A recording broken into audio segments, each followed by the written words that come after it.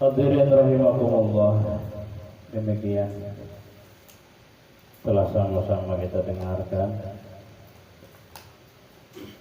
pembacaan tafsir Munir oleh guru kita, di mana Al-Quran begitu indahnya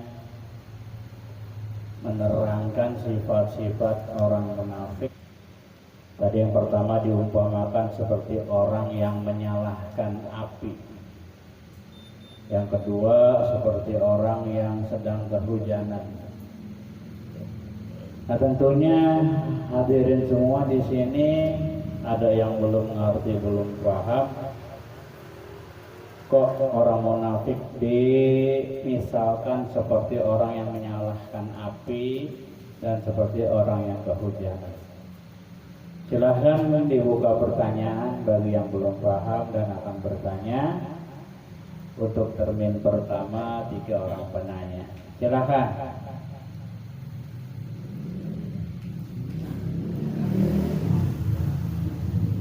Iya, selesai mah. Yang keras ngomongnya. Assalamualaikum. Assalamualaikum warahmatullahi wabarakatuh. Assalamualaikum. Bahwa orang kafir jelas dia letakkan nanti di yaumul kiamah yaitu di neraka. Orang yang beramal soleh, yang beriman soleh jelas di surga. Yang saya tanyakan nanti di yaumul kiamah posisi orang munafik itu di mana? Sebab dia di dalam di depan Nabi dia mengatakan beriman, tapi di orang kafir dia tidak beriman. Ya, munafik di mana tempatnya? Iya, silakan yang kedua. Robert Farel. Siap. Nanya. Assalamualaikum warahmatullahi wabarakatuh. Waalaikumsalam warahmatullahi wabarakatuh.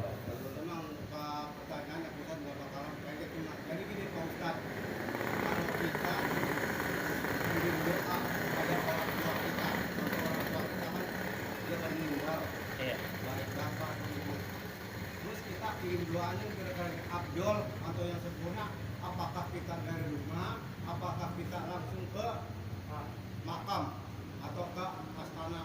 Oh, kuburan. Iya.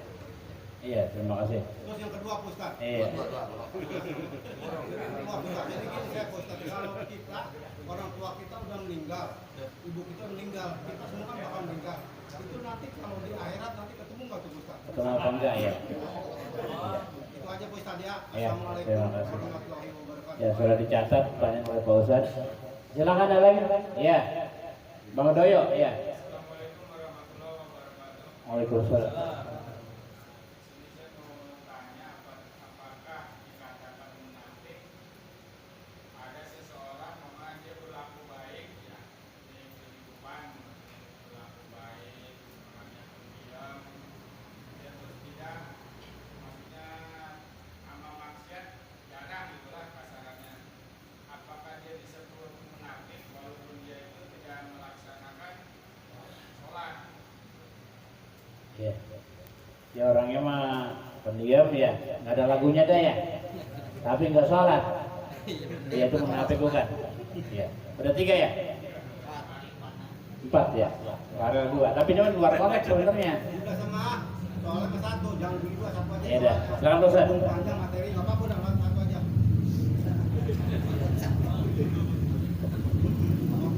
Alhamdulillah, ini pertanyaannya bagus-bagus ini ya, luar biasa mendalam ini.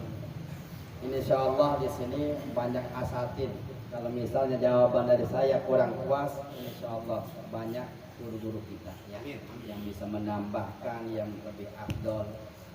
Kan begitu ya? Emang kita laki-laki pemuas.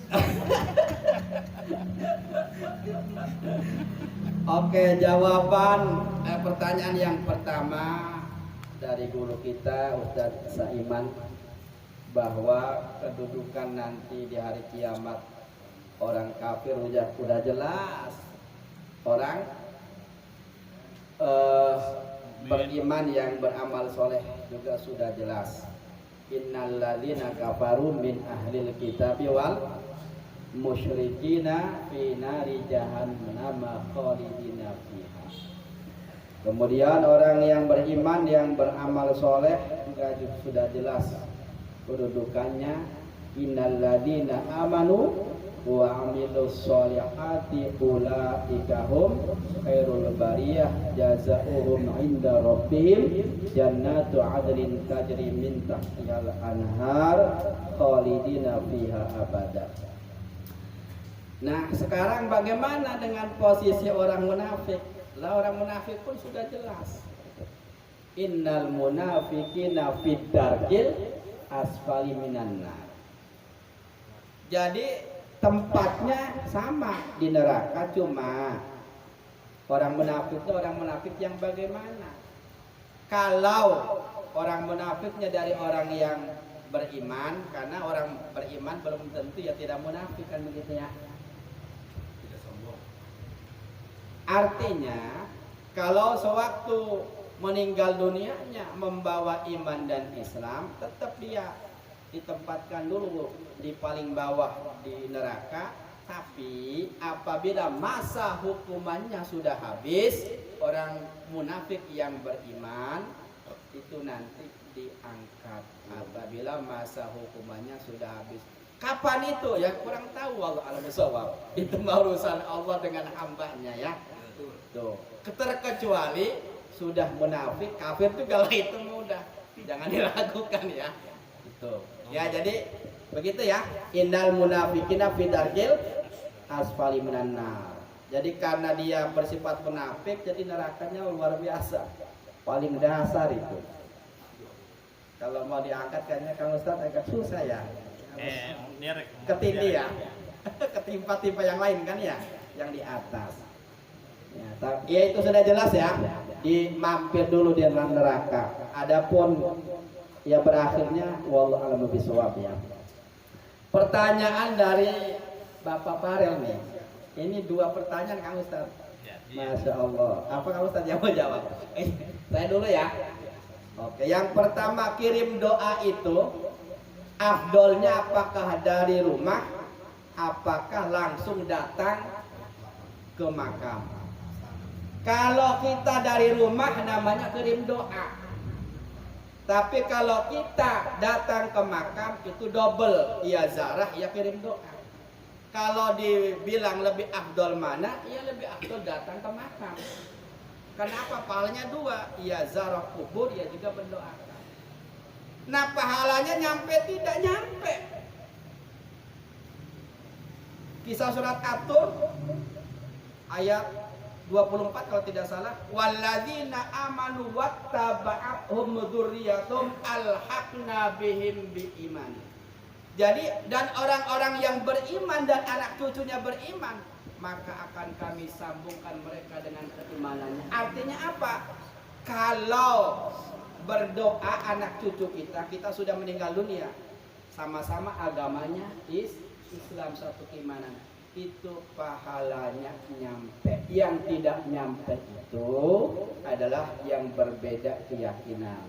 Seperti jangankan kita, Nabi Ibrahim mendoakan Azar ya bapaknya, tapi sebenarnya bapaknya juga diterangkan itu peribahasanya bapak juga itu sebenarnya pamannya. Ya Azar yang membuat patung itu ya. Nah itu tidak nyampe. Kenapa? Karena berbeda akidah. Begitu ya, insyaallah. Bahkan dalam suatu hadis riwayat Imam Ad-Dailami, wa inna hadiyatal ahya'i ilal amwati as-sadaqatu wal istighfaru lahum.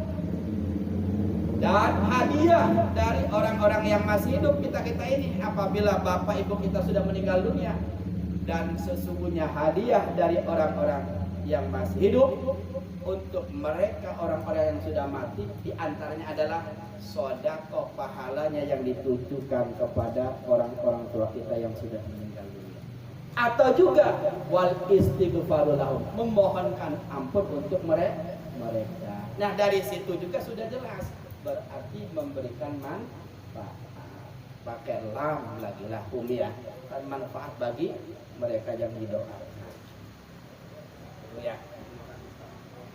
Temu enggak kalau meninggalnya sama orang tua, keluarga. Yang kedua ya. Gimana yang kedua gimana ini? Oh ketemu tidak? Iya. Iya. Jadi gini Pak Ustaz intinya. Iya iya lupa yang kedua. Kita meninggal. Nah, Ya kan, kita semua bakal meninggal atau mati. Tapi nanti suatu saat kita itu akan alamatnya bertemu enggak. sama orang tua kita sama saudara-saudara Kalau nggak kita. ngasih alamat, nggak Gitu, ketemu lah. Insya Allah nanti kita ketemu dengan keluarga kita, dengan istri kita, bahkan dengan mantan istri kita pun bertemu, tapi untuk persatu, ya, untuk persatu mungkin tidak kalau dengan mantan istri kan begitu ya. Apabila istrinya sudah menikah dengan yang lain, kan begitu. Insya Allah ketemu. Emang kapan teh? Insya Allah nanti kalau ketemu kita ajak ngopi bareng ya Pak RT ya. Insya Allah nanti dipertemukan. Wah ini si Anu ketemu dia. Udah kangen banget namanya. Ya, insya Allah. Yang ketiga, ini apakah dikatakan orang munafik ya begitu ya? Iya, iya. Orangnya diam-diam tapi nggak sholat. Wah diam Bang Anu. Pendiam. Nah, kita ini dulu patokan ciri orang munafik itu yang bagaimana? Ya. Ayatul munafiqina salah satu. Ciri daripada orang yang munafik itu ada tiga. Yang pertama, apabila dia berbicara selalu dusta, bohong baik. Waduh, masya Allah, astagfirullahaladzim. Kita selalu bohong gak ya? Ini penting kalau ya diukur oleh sendiri masing-masing. Ya kan begitu. Apabila berjanji maka dia mengingkari, dan apabila diamanati maka dia berkhianat. Itu cirinya ya. Siapa? Pertanyaan yang ini Mang Doyo ya. Nah sekarang bagaimana kaitannya dengan orang diam? Apakah dikatakan orang munafik apabila tidak sholat? Ini beda judul. Ya, artinya ini berarti orang yang meninggalkan sholat. Baik itu pendiam atau tidak, kalau orang yang meninggalkan sholat ya juga ada sanksinya dari Allah Subhanahu wa Ta'ala. Jangankan meninggalkan sholat, yang sholat pun kalau sholatnya lalai juga sama. Fawailul lil musallin alladzina hum an sholatihim sahun. Ini mah sengaja meninggalkan sholat. Ingat, sholat itu adalah tiang agama. Jadi, tapi orangnya jujur, ya masih salah. Yang iya mah udah jujur rajin sholat. Awas nih, jangan dibanding-bandingkan nanti. Wah dia mau rajin sholat tapi ngomongin orang, ya masih penting lah. Emangnya ngejamin gak sholat gak ngomongin orang? Malah double yang gak sholat ngomongin orang juga. Kan begitu ya. Nah awas jangan ditipu daya oleh pemahaman ini yang salah. Udah nggak sholat juga yang penting jujur lah, salah. Kalau sudah nggak sholat berarti kan melawan Allah. Yang iya mah yang bener mah sholatnya rajin, jujur juga itu. Ya jadi diamnya di sini diam yang salah kalau tidak sholat. Ya jadi tinggal diarahkan saja. Yuk sholat bareng-bareng, belum ya nanti jangan dipaksain ya, yang terpenting kita sudah mengajaknya. As-sholatu imaduddin faqad aqamaha faqad aqamaddin. Ya, sholat itu tiang agama, maka barang siapa yang mendirikan sholat maka dia telah menegakkan tiang agama. Namun sebaliknya, wa man tarakaha faqad hadamaddin, dan barang siapa yang meninggalkan sholat maka